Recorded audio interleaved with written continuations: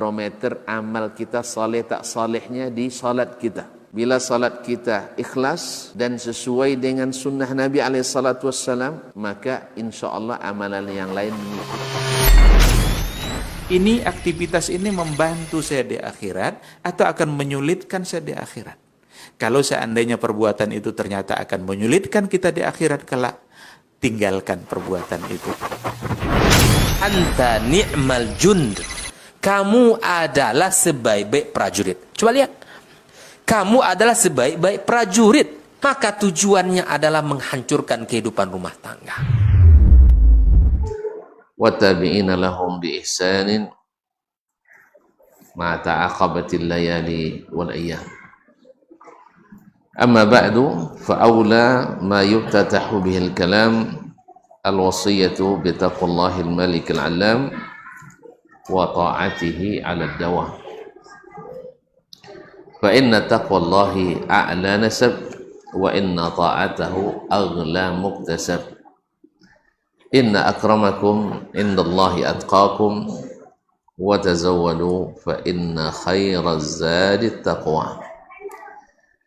Ya ayyuhallazina amanu taqullaha haqqa tuqatih wa la tamutunna illa wa antum muslimun. Bapak dan ibu-ibu, kaum muslimin, kaum muslimat, saudara-saudara dan saudari, ikhwan dan akhwat, serta adik-adik dan anak-anak yang saya muliakan, yang saya hormati, yang saya cintai. Alhamdulillah, segala puji bagi Allah atas segala nikmat yang diberikannya. Alhamdulillah, pada kesempatan ini kita diizinkan untuk sama-sama hadir di sini untuk menyambung kaji yang belum selesai pada kesempatan yang lalu. Masih berkaitan dengan khasaisu al-iman bil Qur'anil Karim, yaitu keistimewaan beriman pada Al-Qur'anul Karim, apa kekhasannya. Maka kaum muslimin dan muslimat dirahmati Allah Subhanahu wa taala, sudah sampai pada yang ke-6 kemarin ya, bahwa Al-Qur'an wajib kita imani, bahwa Al-Quran mengakomodir semua yang dibutuhkan oleh manusia. Semua yang dibutuhkan oleh manusia dalam urusan apapun, urusan agama tentunya, urusan dunia juga, masalah kehidupan dan masalah akhirat. Jadi istilahnya Al-Quran adalah sesuatu yang lengkap, menerangkan segala sesuatu, sehingga siapapun yang ingin selamat semuanya akan terdapat di dalam ayat-ayat Al-Quranul Karim dari awal sampai tamat. Demikian Allah SWT mengatakan, ma farratna fil kitabi min syai', tidak satu pun yang kami tinggalkan penjelasannya dalam Alkitab. Ini sudah kita sebutkan kemarin yang dimaksud dengannya. Nah, maksud yang ketujuh, min khasaisil imani bil Quran, yaitu keistimewaan beriman pada Al-Quran yang ketujuh. Ketujuh juga sudah kemarin ya, sudah. Yang ke-8 lagi, 6. 9 lagi. 8 sudah juga.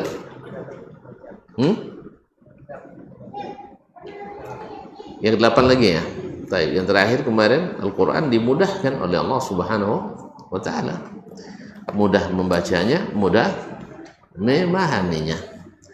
Kita sudah sebutkan kemarin, tafsir Al-Quran terbagi 4 ya.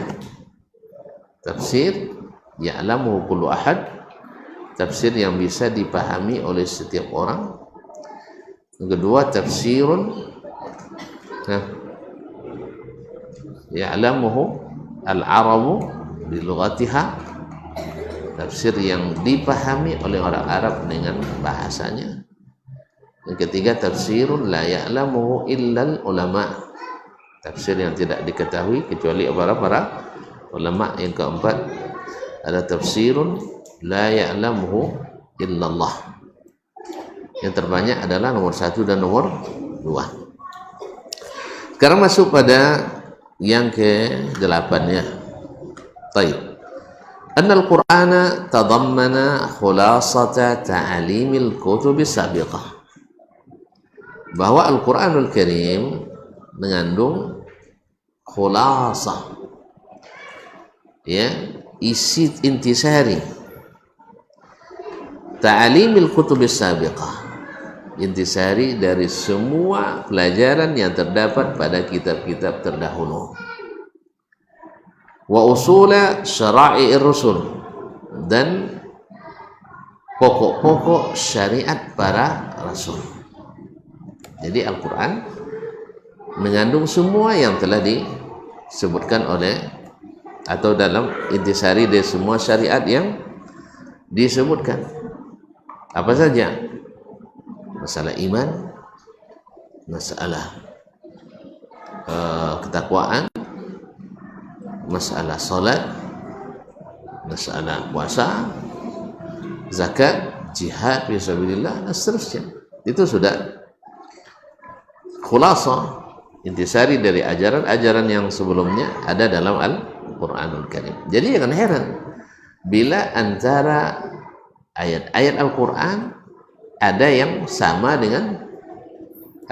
dengan isi kandungan Taurat dan Injil, karena sama-sama berasal dari Allah Subhanahu wa Ta'ala, bukan karena Nabi belajar Taurat dan Injil pula. Tidak ada satupun data yang mendukung itu, kecuali hanya subuhat-subuhat yang disebutkan oleh orang-orang kafir Quraisy dulu awalnya, dan seterusnya oleh orang-orang yang mengikuti kekufuran itu. Qala ta'ala, Allah berfirman, wa anzalna ilaikal kitaba bil haqq, telah kami turunkan kepadamu hai Muhammad al-kitab, yaitu kitab Al-Quran, bil haqqi, membawa kebenaran, musaddiqan lima baina yadayhi minat kitabi wa muhaiminan alaihi, membenarkan kitab terdahulu, membenarkan kitab-kitab terdahulu, wa muhaiminan alaihi, dan menguasainya. Muhaiminan alaihi, menguasainya, artinya dengan turunnya Al-Quran maka seluruh kandungan kitab yang terdahulu mengikut Al-Quran. Sehingga para ulama menyebutkan syariat kaum sebelum kita, syar'u man qablana, bila dalam Al-Quran ada yang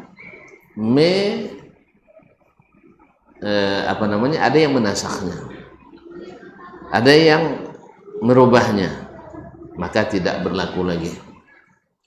Yang kedua, bahwa dalam Al-Quran ada yang menyetujuinya, maka berlaku karena Al-Quran. Artinya Quran yang berkuasa, bukan kitab yang sebelumnya. Dan ada pula yang tidak dibatalkan Al-Quran dan tidak pula disetujui, maka hal ini kita tidak amalkan, tapi tidak pula kita dustakan. Al-Maidah ayat 48. Wa qala ta'ala, dan Allah pun berfirman, syara'a lakum minad dini ma wassa bihi Nuhan wallazi awhayna ilaika wa ma wassayna bihi Ibrahima wa Musa wa Isa an aqimud dina wa la tatafarraqu fihi. Asy-Syura ayat 13. Surah ayat 13.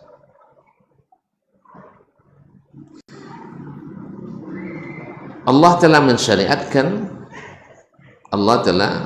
mensyariatkan kepadamu atau untukmu minad din, dari agama, ma wassa bihi Nuhan, sesuatu yang telah diwasiatkannya kepada Nuh. Maksudnya diperintahkannya kepada Nuh. Wallazi auhayna ilaika, dan yang kami wahyukan kepadamu. Jadi apa yang sudah diperintahkan kepada Nuh alaihissalam, dan juga yang kami wahyukan kepadamu. Wa ma wassayna bihi Ibrahim, dan apa yang juga telah kami wasiatkan kepada Ibrahim. Wa Musa, dan Musa. Wa Isa, serta Isa. Apa itu? An aqimud dina wa la tatafarraqu fihi, yaitu kamu mendirikan agama dan jangan berpecah belah di dalamnya. Artinya apa? Kalau agama benar-benar diluruskan, didirikan seperti yang Allah wahyukan, maka tidak akan berpecah belah. Makanya kaum muslimin dan muslimat dirahmati Allah, generasi yang tidak terpecah dalam aliran-aliran keagamaan adalah generasi yang mendirikan agama dengan lurus seperti yang diwahyukan. Walaupun mereka dalam ijtihad bisa berbeda pendapat, tapi tidak membentuk firqah. Siapa di antara umat ini yang tidak ada firqah-firqahnya?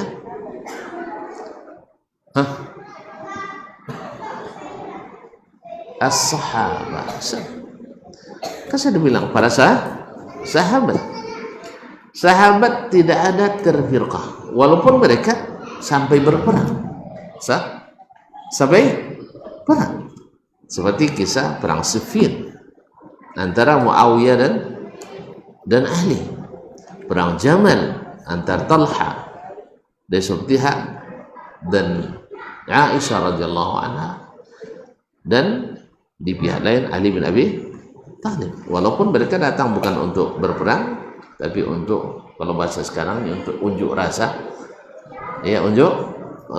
untuk menyampaikan aspirasi masyarakat supaya para pembunuh Utsman dieksekusi. Itu hasilnya. Tapi setiap ada perkumpulan dan unjuk rasa mesti ada para penyusup. Oleh sebab itu maka para ulama hampir sepakat melarang hal itu, yaitu melakukan unjuk rasa. Nah, karena Nabi sebenarnya sudah mengingatkan Ummul Mukminin Aisyah radhiyallahu anha, tapi karena tekanan dari Talha dan kawan-kawan, akhirnya beliau melanjutkan perjalanan itu. Terjadilah apa yang terjadi, karena memang begitulah yang disampaikan dalam nubuatnya Nabi alaihissalatu wassalam. Nah, kaum muslimin, tapi mereka tetap satu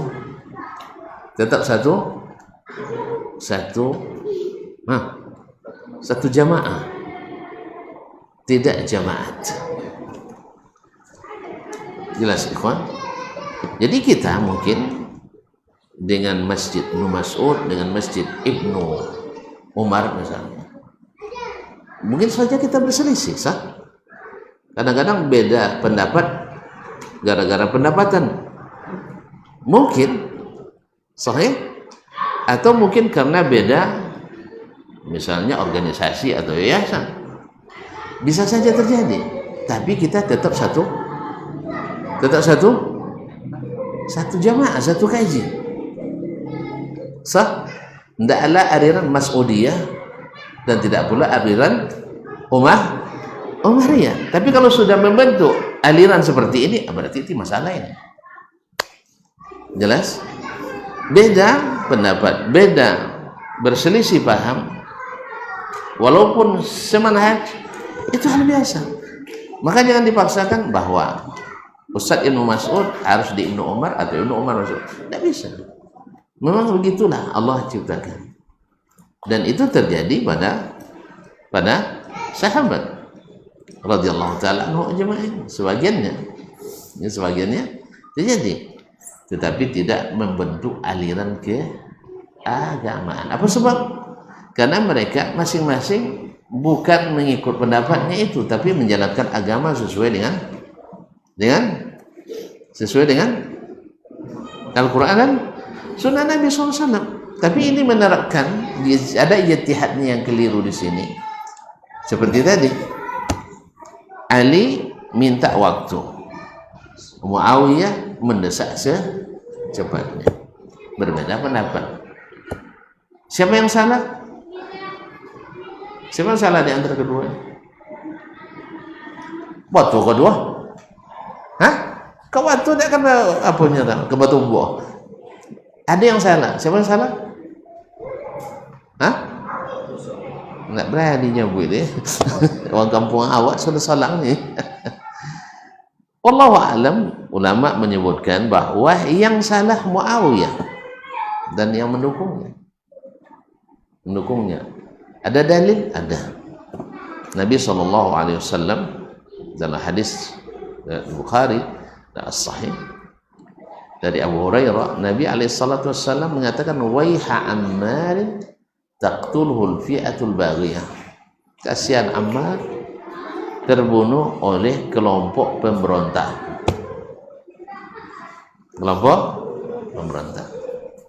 Nah, Ammar di pasukan mana dia?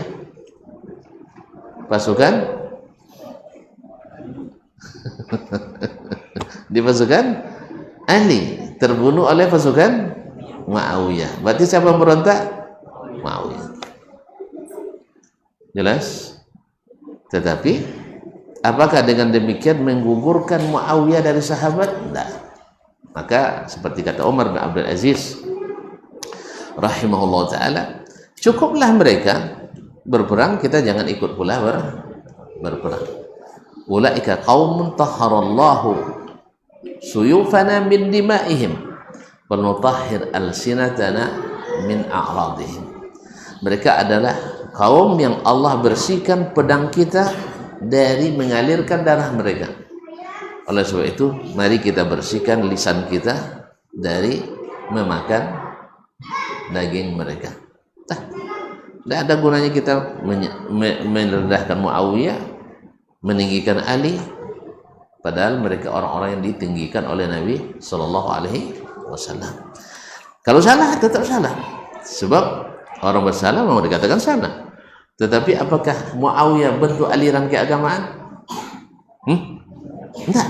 Sampai ketika dia jadi berkuasa, jadi raja Islam pertama, dia tidak buat aliran baru. Walaupun dinastinya dinasti Umayyah, tapi agamanya persis agama di zaman Nabi SAW. Jelas? Nah, jadi oleh sebab itu jangan heran kalau seandainya di antara ahli sunnah sendiri yang mengikut as-salaf sendiri bisa sama-sama tidak sependapat, tapi kaji sama, ada alirannya? Enggak ada aliran, tetap mengikut as-salafus salih. Cuman ada orang memberi merek, ini salafi Yamani, ini salafi Madinah, ini salafi Mesir, ini salafi, nah, sampai Indonesia juga gitu. Ini Wahabi salafi, ini salafi sururi, ini dan sebagainya, merek-merek yang ditempelkan padahal tidak ada hakikatnya, dan seterusnya. Jelas ya? Jelas. Jadi dia mau gila keadogi ustaz babantah sama ustaz. Enggak, yang penting deteksinya, alirannya sesat atau tidak, buat aliran baru atau tidak. Buat aliran. Kalau buat aliran berarti ada yang sesat. Kalau buat aliran baru ada yang sesat. Tapi kalau dia tidak, tetap menjadikan Rasulullah sebagai imamnya. Ya, walaupun imam salatnya Ustaz.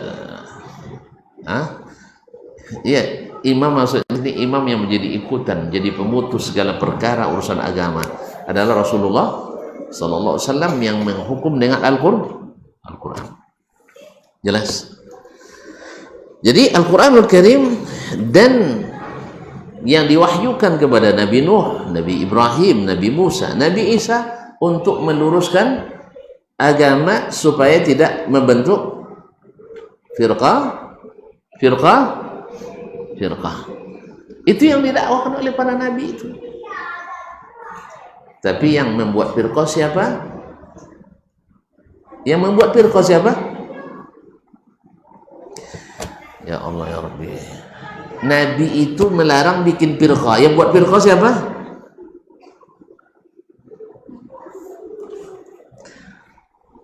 Siapa yang buat firqah? Hah? Kita? Saya tidak ikut dia. Antum aja. Saya tidak ikut. Hah? Nabi itu, ini agamaku ikuti, kan itu. Terakhir Nabi kita SAW bikin garis besar. Sah? Ini jalanku, ikuti ini. Kemudian buat garis kecil-kecil kiri kanan. Sah? Ini jalan-jalan syaitan katanya, jangan ikuti. Nah, yang lurus, sahabat lurus semuanya, tidak ada yang tengok jalan syaitan. Tabi'in? Tidak. Di generasi tabi'in, tidak. Udah mulai ada yang belok-belok.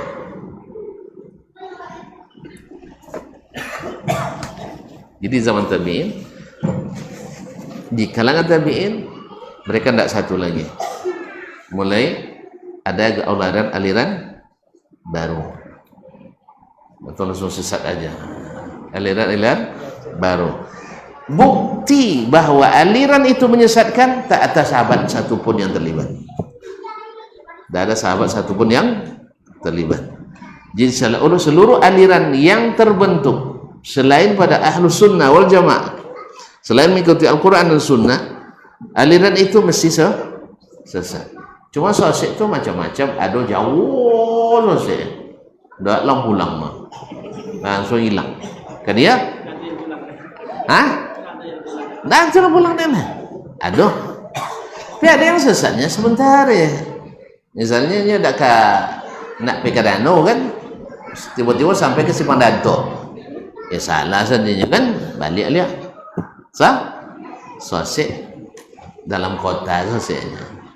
Numpaya sosek di Mbogano. Sosek di Mbogano. Tak ke mana kan dia odong. Kan ya? Jadi oleh itu kaum muslimin dan muslimat yang dirahmati Allah. Zaman sahabat, subhanallah, tidak ada aliran keagamaan. Sehingga tak ada sahabat yang terlibat aliran sesat. Oleh sebab itulah maka tidak sia-sia Allah mengatakan radhiyallahu anhum wa radu anhu. Allah ridha pada mereka, ridha pada Allah, sehingga mereka tak cari jalan lain. Walaupun kiri kanan, muka belakang, banyak aliran-aliran yang lahir. Siapa yang buat lahir? Para generasi setelah mereka.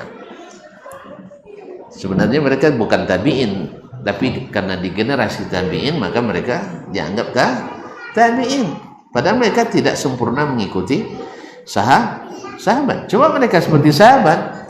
Makanya tabi'in ada yang tak punya aliran.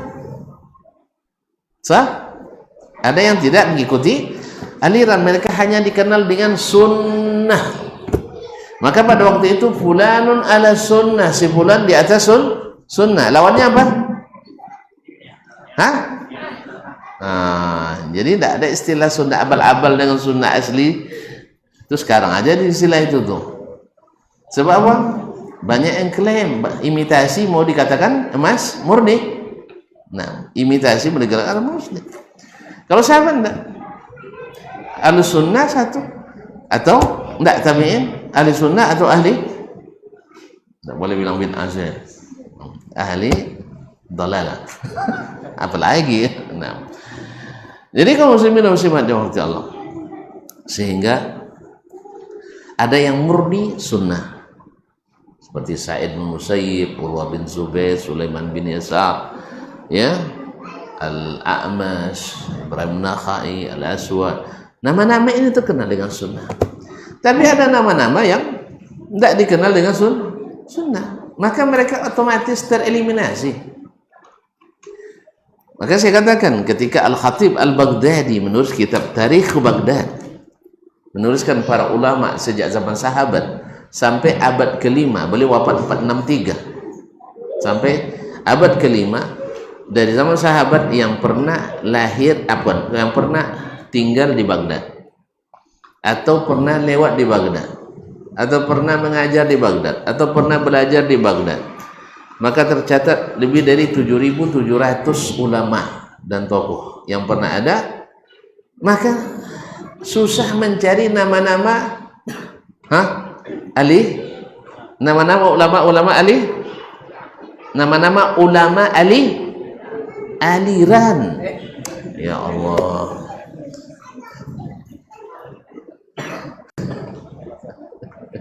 karena bilang tadi, kalau sudah pokoknya aliran berarti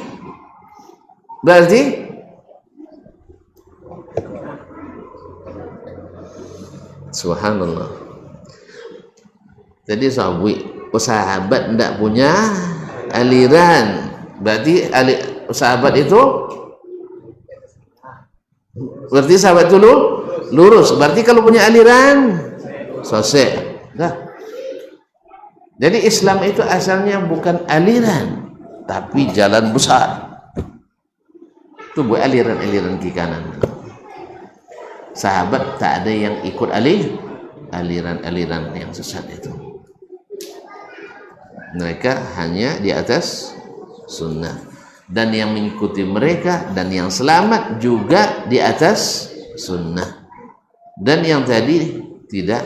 Makanya ulama-ulama aliran hampir nggak ada disebutkan oleh Imam Al-Khatib Al-Baghdadi, jadi sedikit. Padahal di Baghdad sudah ada aliran-aliran macam-macam. Coba sebut aliran yang ada, yang antum tahu. Syiah ada, Khawarij. Untuk Khawarij terus yang azab cuma antum.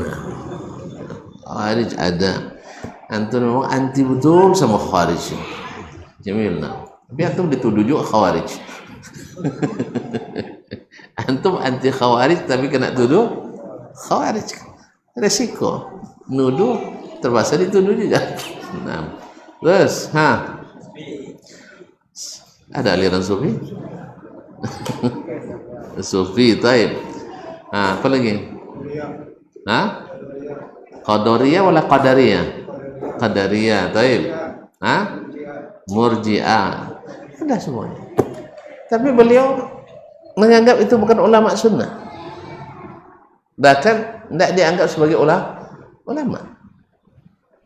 Karena mereka tidak berdasarkan ilmu, tapi berdasarkan hawa. Alul hawa sebenarnya tidak patut disebut ulama. Alul hawa sebenarnya bukan ulama, kecuali mereka-mereka yang alim tapi sesat dengan ilmunya, ikut hawa. Ulama cuman tersesat. Dia tahu kan sesat itu kan karena dua macam. Masih ingat ya, sesat itu karena dua macam. Yang pertama,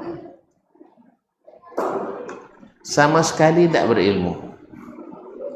Yang kedua, berilmu tapi tidak diikutinya. Ya Allah ya Rabbi.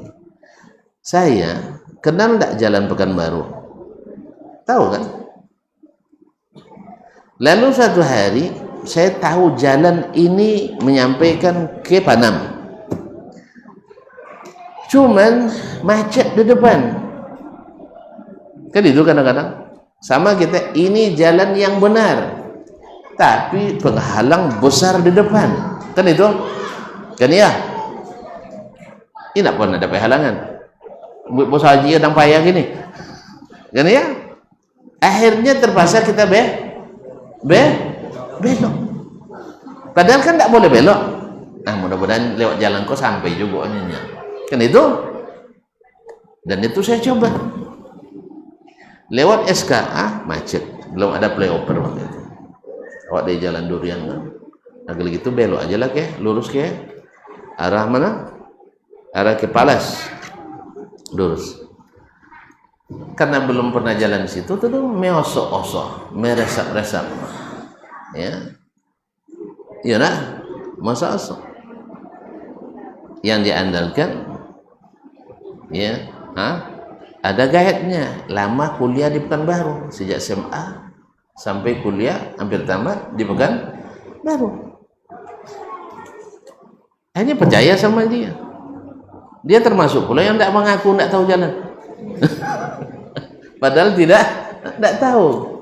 Kan banyak orang lama nuntut ilmu tapi kadang main-main karena tidak tahu dia kan. Akhirnya malu bilang enggak tahu. Akhirnya nanya saya, mana lagi di jalannya?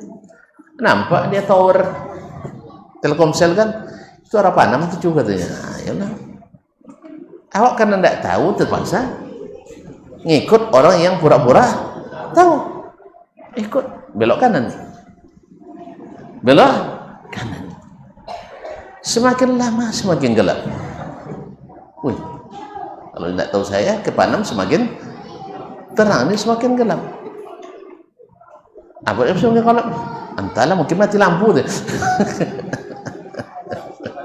Kan pakai takwil lagi kan itu. Banyak takwilnya.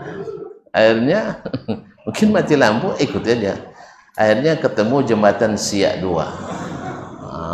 Lah jale sosek kan. Jale jelas kesasar. Akhirnya kata baru dia ngaku, saya kayaknya salah jalan nih. Bertanyalah dulu katanya. Baik. Nak tanya di situ gelap-gelap segar pula larut malamnya 11 kan. Saya teruskan jalan sampai ke Umban Sari. Ada pasti Umban Sari pasti sesat balik kanan. Akhirnya ingin cepat sampai, akhirnya tak sampai. Baik, silakan. Allahu Akbar, Allahu Akbar. Allahu Akbar, Allah. Allahu Akbar, Allahu Akbar. Allahu Akbar, Allahu Akbar. Asyhadu an la ilaha illallah. Asyhadu an la ilaha Asyhadu an la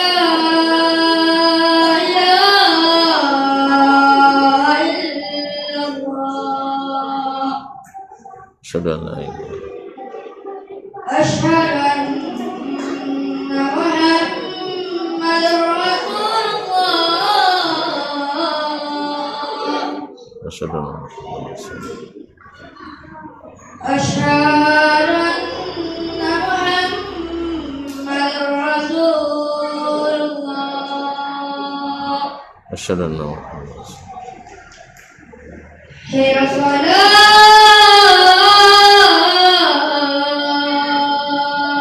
La hawla wa la quwwata. Hayya salat.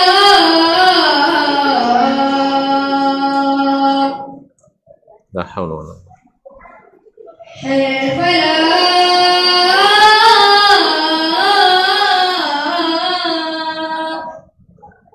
La hawla wa la quwwata. Hayya falah.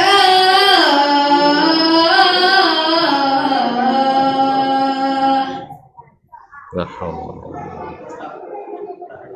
Allahu Akbar, Allahu Akbar. Allahu Akbar, Allahu Akbar. La ilaha illallah. Wa nashhadu an la ilaha illallah. Assalatu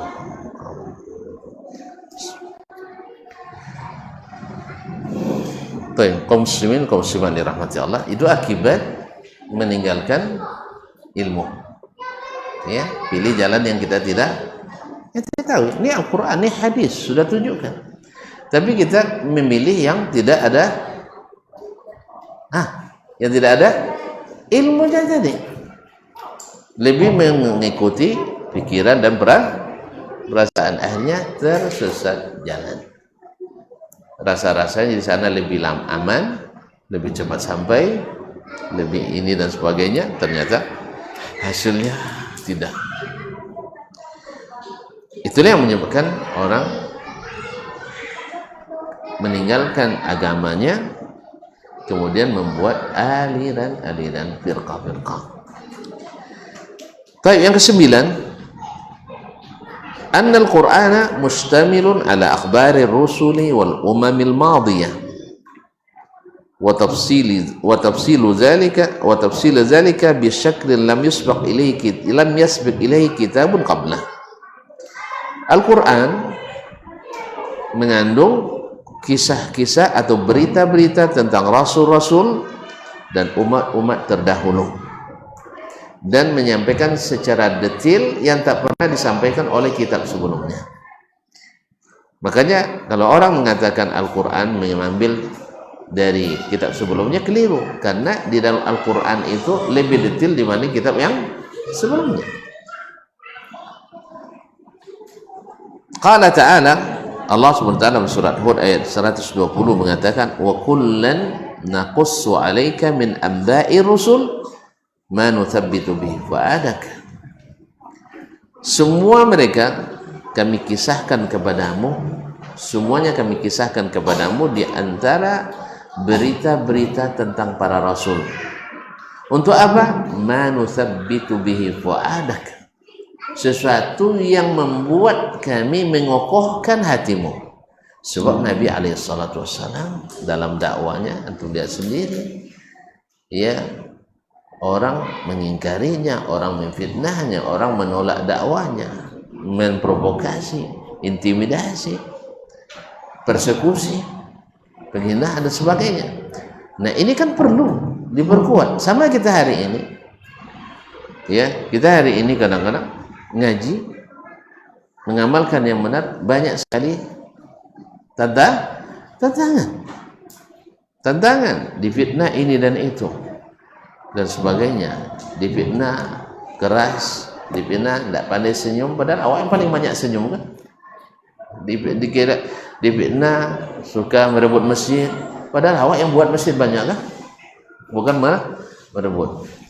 Ya, kasihan masjid kadang kosong, lalu diisi dengan orang ngaji. Tentu yang akan mengisi masjid orang yang ngaji, yang tidak ngaji takkan mengisi masjid. Akhirnya dikatakan merebut masjid. Ya, masjid itu kan milik Allah, masa bisa direbut? Masjid kan milik Allah. Tentu yang mendekatkan diri kepada Allah, mereka yang akan mengisinya. Yang jauh-jauh tentu tidak berani dia. Kan ya? Akhirnya dibilang itu jangan coba lapenya buat tahsin Quran musaji ini, atau nak mau buat musaji itu. Ya akhi, masjid itu milik Allah. Jadi siapa yang paling berhak yang menghidupkannya, bukan yang pegang kuncinya. Ya, bukan yang pegang kuncinya, hanya pandai menutup buka. Kadang menutup lebih lama daripada membuka. Makanya masjid itu untuk diisi. Saya yakin orang berwakaf bikin masjid, kalau tanya datuk-datuk tuh yang sudah dikubur itu, dia tidak minta dikubur depan mihrab. Dia minta masjid yang dia bangun dihidupkan minimal 5 waktu. Buat kajian, karena baru dia tahu ternyata banyaknya orang sholat di masjid itu yang berguna baginya, bukan dengar azan itu yang guna. Ini banyak yang berpesan, bikin masjid besok, bikin kuburan saya di depan masjid. Akhirnya orang jadi tidak pergi sholat di situ. Orang-orang yang soleh umumnya, orang yang tahu ilmu, kadang-kadang tidak mau sholat di situ. Akhirnya yang sholat orang-orang yang kadang-kadang sholat ingin selesai. Tarawih 23 rakaat 7 menit. Besar pahalanya itu. Jadi kaum muslimin dan muslimat dirahmati Allah, salat dengan mutu dan kualitas tinggi lebih besar pahala daripada salat yang mutunya tidak. Tapi masalahnya bapak tu tidak balik lagi. Kalau sempat dia balik, dia minta bongkar tu kuburannya. Lalu suruh yang ngaji-ngaji sunnah itu mengisi masjidnya. Karena apa? Amalan sunnah itu langsung teraplikasi. Apa namanya, cepat cair pahalanya. Ya enggak? Tapi kalau tidak sesuai SOP, payah cairnya. Terpaksa buat kebijakan baru. Menunggu kebijakan. Tapi kalau sesuai aturan enggak. Sesuai aturan kan, sesuai SOP, ada SK. Ini kegiatan ini, mana SK-nya? Qala Allah, qala Rasulullah. SOP-nya mana? Dijelaskan oleh hadis Abu Hurairah begini-begini. Oke. Berapa pahalanya? 10 sampai 700 kali lipat. Tapi kalau yang tidak ada SK-nya, ini dibuat, siapa yang nyuruh ini? Siapa yang nyuruh? Oh, enggak ada. Cari Al-Quran enggak ada, cari hadis enggak ada. Oh, ada SK umum. SK umum tidak berlaku untuk kegiatan khusus. SK umum tidak berlaku untuk kegiatan khusus. Khusus harus SK khusus. Semua orang paham itu.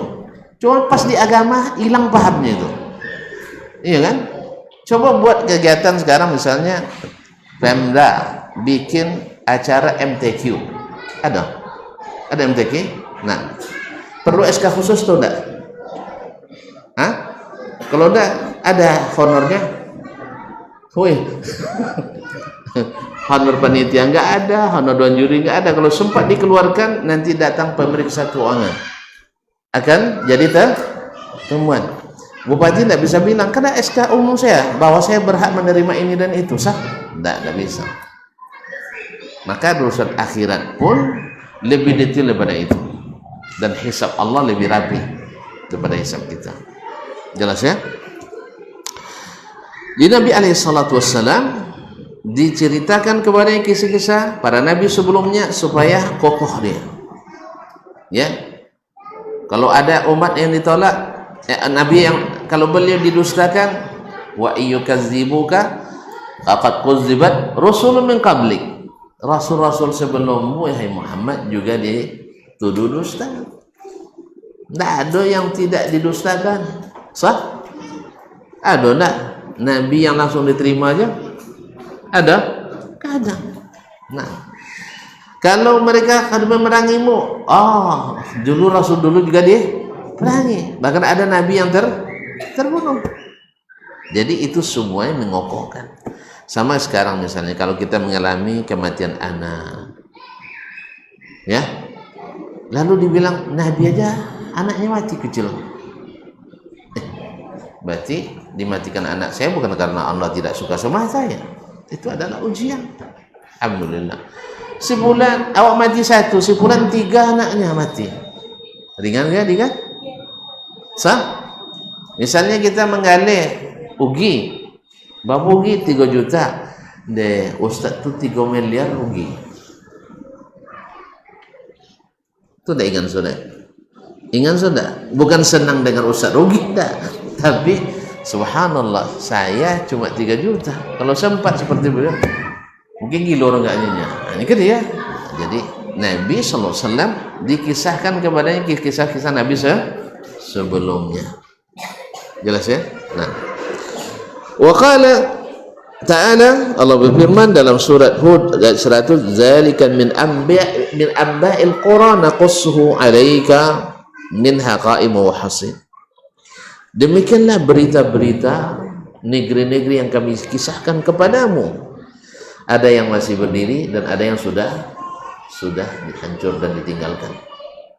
Ada yang masih eksis dan tidak. Jadi jangan anggap bahwa kamu harus di Mekah terus, kan itu jadinya kan. Nah, kemudian wa qala ta'ala, Allah berfirman dalam surah Taha 99, wa kadzalika naqussu 'alaika min amba'i ma qad sabaq. Wa qad atainaka min ladunna dzikra. Demikianlah telah kami sisahkan kepadamu kisah-kisah terdahulu, dan sungguh kami telah berikan kepadamu dari sisi kami zikra, suatu pelajaran. Kita selesaikan yang ke-10, annal qur'ana wa akhiru kutubillahi nuzulan. Bahwa di antara yang harus kita imani, dan ini penting supaya tidak ada lagi yang mengklaim ada wahyu nanti ketemu Allah ya. Kan ada yang masya Allah, ada yang hebat bagi ilmu ulu kasok, ya, ilmu kasab, bisa bertemu dengan Allah langsung katanya. Naam, bahwa Al-Quran adalah kitab Allah yang terakhir turun, wa khatamuha, dan merupakan penutupnya, wasyahid alaiha, dan menjadi saksi yang yang menguatkannya. Qala ta'ala, Allah berfirman, nazzala 'alaikal kitaba bil haqq musaddiqan lima baina yadayhi wa anzala at-taurata wal injil min qablu hudan lin-nasi wa anzala al-furqan.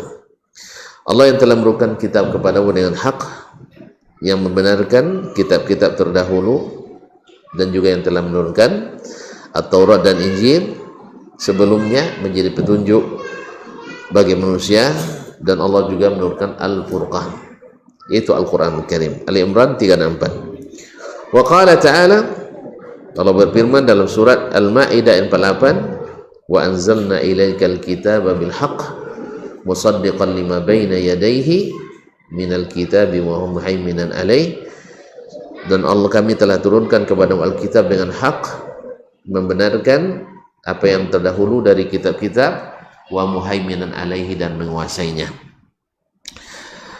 Fahazi ba'du khasa'isil Qur'an al-Karim ala sa'iril kutubil ukhra mimma la yatahaqqaqul imanu bihi illa bi'tiqadiha wa tahqiqiha ilman wa amalan. Wallahu ta'ala alam. Para penulis mengatakan ini yang disebutkan dari 1 sampai 10 adalah keistimewaan Al-Quran Al-Karim yang wajib kita imani dan yakini, dan harus dibuktikan dalam amal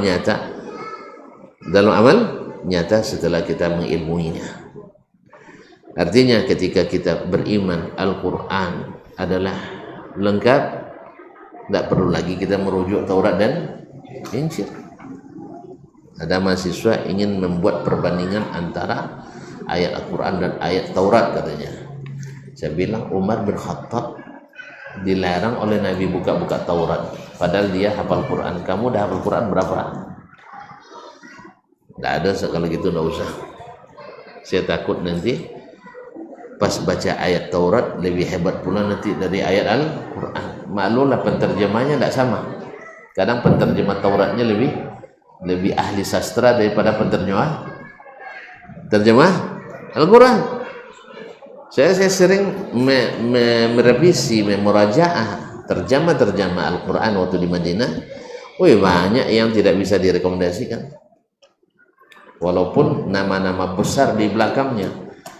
Namanya besar, tapi mungkin yang menterjemahnya mungkin diwakilkan kepada mahasiswanya. Profesor kan sibuk nih, lalu dia minta mahasiswa yang terjemah, tidak sempat dia murajaah. Tapi kalau yang memang dia yang mau, itu kan bagus hasilnya. Tapi kalau yang mahasiswa tentu beda lah. Sehebat apapun mahasiswa, tak akan seperti yang dilakukan oleh profesor. Cuma profesor sibuk, jadi kadang tidak sempat, sehingga disuruh kepada mahasiswanya. Maka ketika kita murajaah antara juz 1 dengan juz 2 jauh sekali beda terjemahannya. Jadi nanti kamu baca terjemahan Taurat, penterjemahnya bagus. Kamu baca terjemahan Al-Quran, penterjemahnya tidak bagus. Kamu tidak pandai bahasa Arab yang bagus, akhirnya dipilih yang paling bagus. Ternyata Taurat lebih hebat dari Al-Quran Karim. Bukan Tauratnya, penterjemahnya jadi itu masalah. Oleh sebab itu tidak usahlah, karena Nabi SAW melihat Umar bolak-balik al-wah Taurat direbut oleh Nabi. Amutahawikuna ba'da al-hudaya Abdul Khattab, nak cari kesesatan lagi setelah dapat petunjuk. Bukan Tauratnya yang sesat, cuman Taurat itu sudah dirubah-rubah oleh orang Yahudi. Karena Taurat tidak dijaga oleh Allah, sedangkan Al-Quran dijamin. Oleh sebab itu tidak perlu lagi kita untuk merujuk kepada kitab-kitab sebelumnya. Semua kebaikan yang ada di kitab sebelumnya ada dalam Al-Quran, dan tidak semua yang ada dalam Al-Quran ada dalam kitab yang sebelumnya. Karena Al-Quran menguasai, Al-Quran lebih lengkap, Al-Quran lebih selamat. Maka oleh sebab itu harus kita amalkan ini secara nyata.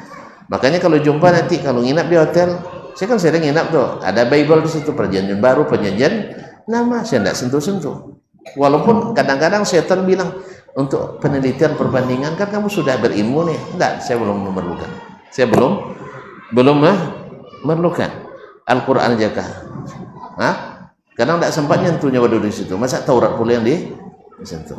Lah, kok wasus aja ngapa jangan lain enggak? Tak boleh tak Allah pelasang so. Nah, jangan, tidak usah dibawa. Tidak usah dibaca-baca. Sebab apa? Karena sudah maklum dalam keyakinan kita yang disebutkan dalam Al-Quran Sunnah bahwa kitab-kitab itu sudah tidak selamat lagi, dan sudah maklum dan ijma' dalam Al-Quran dan Sunnah bahwa Al-Quran terjamin keutuhan dan keautentisitasnya. Oleh sebab itu peganglah Al-Quran, baca Al-Quran, karena semuanya Allah mudahkan dan lega. Terima kasih dan mohon maaf. InsyaAllah kita jumpa lagi di lain saat. Woi, apa anda tanya?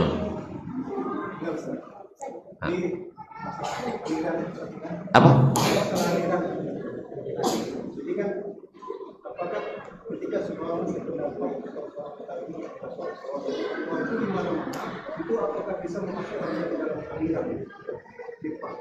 Baik. Ketika ada yang mengatakan Allah di mana-mana, baik, ada nggak dalam Al-Quran dan Sunnah? Hah? Nggak ada. Ada. Nah, ada dalam Al-Quran. Aina ma tuwallu fathamma wajhullah. Kemudian wa huwa ma'akum aina ma kuntum. Berarti di mana kamu berada, Allah ada di situ. Berarti Allah di mana-mana. Berarti bukan aliran. Kaum muslimin dan muslimat dirahmati Allah. Jadi kadang-kadang ikhwan kaum muslimin, kesesatan itu bukan tidak ada dalil. Tadi saya katakan, dalil ada, cuman tidak diikuti. Tidak diikuti. Sebab dia sudah titik padahal masih koma, atau meninggalkan sebelum dan sesudahnya. Oleh sebab itu makanya ketika orang memakai laisa kamitsli syai'un, berhenti di situ, dijadikan ayat ini menolak sifat-sifat Allah. Coba kalau dia teruskan wa huwas samiul basir, ayat ini menjadi penisbat sifat Allah. Demikian juga aina ma takunu wa huwa ma'akum aina ma kuntum. Apa setelahnya? Ya'lamu ma bis samawati wa fil ardh. Mengetahui apa yang ada di langit dan di bumi. Berarti yang bersamanya adalah ilmunya. Ketika bicara tentang zatnya, Ar-Rahmanu 'alal 'arsy istawa. Berarti di sini yang dimaksud adalah ilmunya. Sama dengan kita mengatakan wahu asy-syamsu ma'ana haitsu ma kunna. Matahari bersama kita kemanapun kita pergi. Apakah matahari ikut kita atau cahayanya yang ada bersama kita? Wih, saya berangkat jam 8, matahari di atas, ke Jakarta. Sampai Jakarta jam 10, matahari tetap di atas. Lalu saya bilang kemanapun saya pergi matahari bersama saya. Betul tidak ungkapan itu? Betul. Tapi apakah matahari yang ikut naik pesawat sama saya? Tidak kan? Matahari di mana? Tetap di atas. Apa yang bersama saya? Cahayanya. Demikian juga ketika Allah menyebut dimanapun kamu berada, Allah bersamamu. Apanya? Ilmunya, rahmatnya. Karena maklum menurut orang berakal, tidak mungkin Allah dengan zatnya bersama saya di mana saya berada. Sebab ada yang lain lagi nanti selain saya. Berarti banyak zat Allah jadinya. Paham tidak? Allah berapa? Allah berapa? Zatnya satu. Nah, ketika antum artikan zatnya ada di mana-mana, ini tidak masuk akal. Soalnya Dasman yang berkeyakinan seperti itu bersama Dasman. Pas Dasman orang Amerika, dia bilang Allah bersama dia. Berarti di mana benarnya? Berarti jelas ini logika sakit. Ketika mengatakan Allah satu dan di saat yang sama ada di mana? Di mana? Ini damam wah.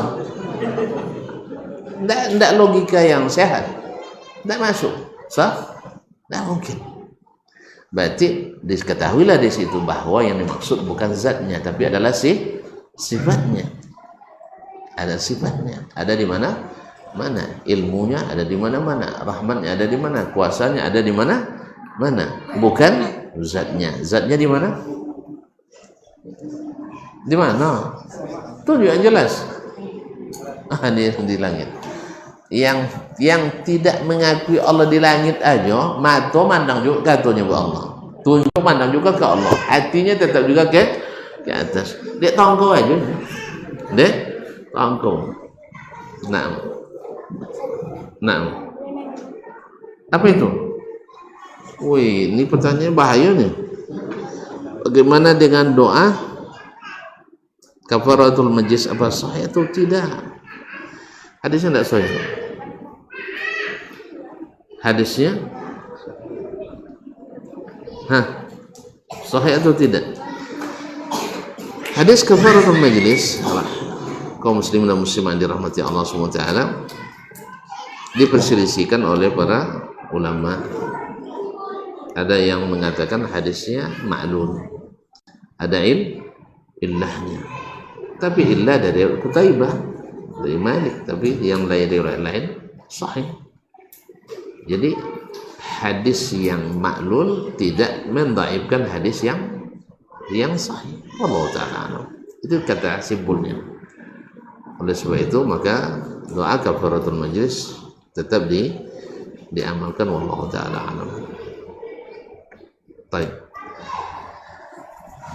Mau panjang? Ini bahas sanadnya. Itu jawaban singkat saya. Wallahu ta'ala alam. Wassallallahu ala nabiyyina Muhammad wasallam. Wa subhanakallahumma bihamdik asyhadu an la ilaha illa anta astaghfiruka wa atubu ilaik. Wassalamualaikum warahmatullahi wabarakatuh.